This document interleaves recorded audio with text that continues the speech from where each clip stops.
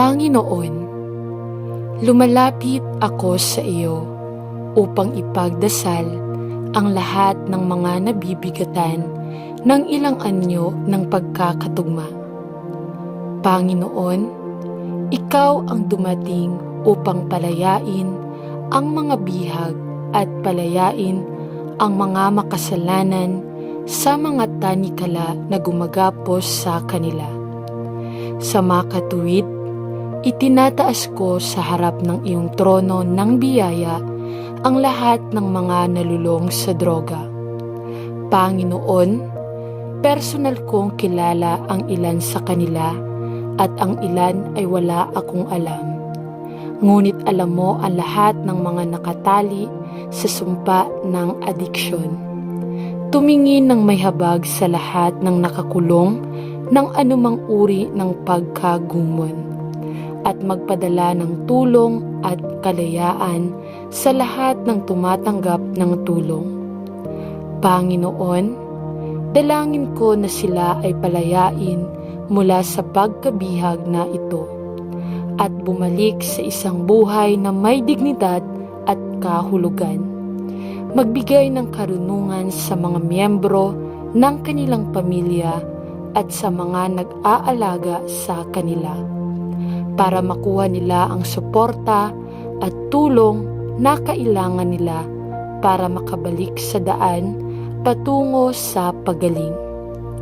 Bigyan sila ng pasensya, pag-unawa at pagtatiyaga. Alam na maaaring tumagal ng oras upang malutas. Higit sa sinumang Diyos, ipinagdarasal ko ang kanilang kaligtasan. Namatay ka para sa bawat lulong sa droga, at ang pagmamahal mo sa kanila ang naging dahilan upang mamatay sa krus sa kahihiyan upang sila ay maitaas at maupo kasama ni Kristo sa langit.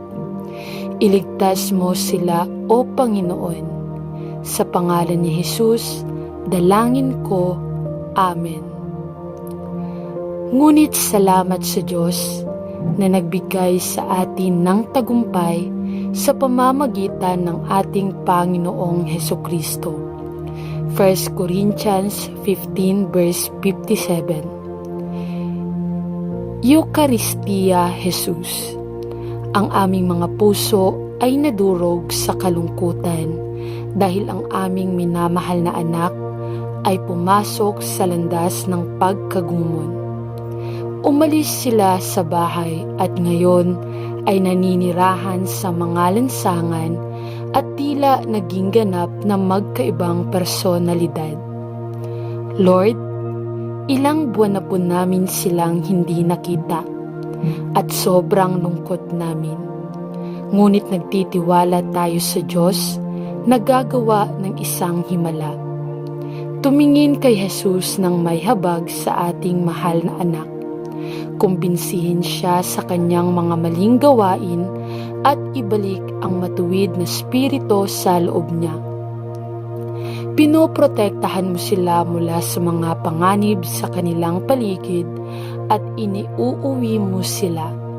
Idinadalangin namin, Panginoon, wala kaming magagawa kundi ang magtiwala sa iyo. At nagtitiwala kami na sunduin mo ang aming anak at iuwi sa iyong mga kamay. Ipinadadala namin sa iyo ang malaking kalungkutan na ito at idinadalangin na ang pagbabalik ng aming pinakamamahal na alibughang anak ay maganap sa lalong madaling panahon at ibibigay namin sa iyo ang lahat ng aming papuri at kaluwalhatian. Amen. Tulungan mo ako, Panginoon kong Diyos, iligtas mo ako ayon sa iyong tapat na pag-ibig. Awit 109 verse 26. Maawaing Diyos, dinadala ko ang sinumang nag-iisip na sila ay isang hawla at walang paraan mula sa kakilakilabot na adiksyon na nagpakulong sa kanila. Panginoon, Napakaraming tao ang nahulog sa pagkaalipin sa iba't ibang anyo ng pagkagumon. Ngunit alam namin na may malaking pag-asa para sa lahat kahit gaano pa sila kasira. Alang-alang kay Kristo ay namatay para sa lahat. Ang kanyang kamatayan ay nagbayad ng halaga para sa bawat adik sa droga. At ang kailangan lang nilang gawin ay maniwala na si Kristo ay namatay sa krus upang magdusa ng parusang nararapat sa kanila at muling nabuhay upang bigyan sila ng buhay apelyedo. Kung naniwala lang sila, masdan ang lahat ng mga natigil sa kanilang pagkagumon, sa kanilang biyaya at habag. Dalangin ko na iyong iligtas ang marami mula sa kakilakilabot na pag-iral na ito. Isang napakasama at napakasama. Pagpalain ang lahat ng mga ama at nawa ay hanapin at iligtas ang iyong banal na Espiritu Santo. Ang maraming kaluluwang ito na kumikilala kay Kristo bilang tagapagligtas. Amen.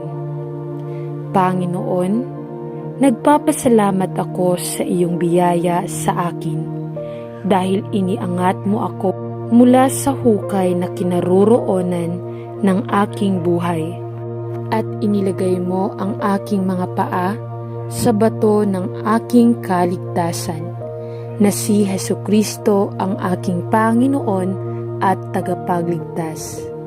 Salamat sa pagpapalaya sa akin mula sa kahihiyan at pagkakasala ng aking pagkagumon na tumagal ng napakaraming taon ng aking buhay at nagdulot po sa akin hindi lamang ng aking tahanan, ngunit napakarami sa aking mga kaibigan at pamilya. Panginoong Hesus, may mga taong magtatangkang akayin ako pabalik sa kadiliman na aking tinakasan at halos subukan akong i-blackmail pabalik sa aking buhay ng krimen at kahalayan. Ngunit ako ay malaya at ayoko nang bumalik. Pinipigilan ako mula sa tukso kapag ako ay nag-iisa at pinoprotektahan ako mula sa paggigipit na nararanasan ko sa ilang mga kaso upang bumalik. Panginoon, alam ko na ang lahat ng aking mga nakaraang kasalanan ay napatawad na at ako ay nararamtan ng katwiran ni Hesukristo. Panatilihin mo ako sa landas tungo sa kabanalan at protektahan ako mula sa mga alipin pa rin ng kanilang mga adiksyon. Panginoon, hinihiling ko sa iyo na iligtas ang aking mga kaibigan na nahuhuli pa rin sa mundo ng pagkagumon. Hinihiling ko ito sa pangalan ni Jesus. Amen. Walang sinumang dumaraan sa pagsubok ang dapat magsabi, "Ako ay tinutukso ng Diyos," sapagkat ang Diyos ay hindi tinutukso ng kasamaan at siya mismo ay hindi tinutukso ang sinuman. Santiago 1 verse 13.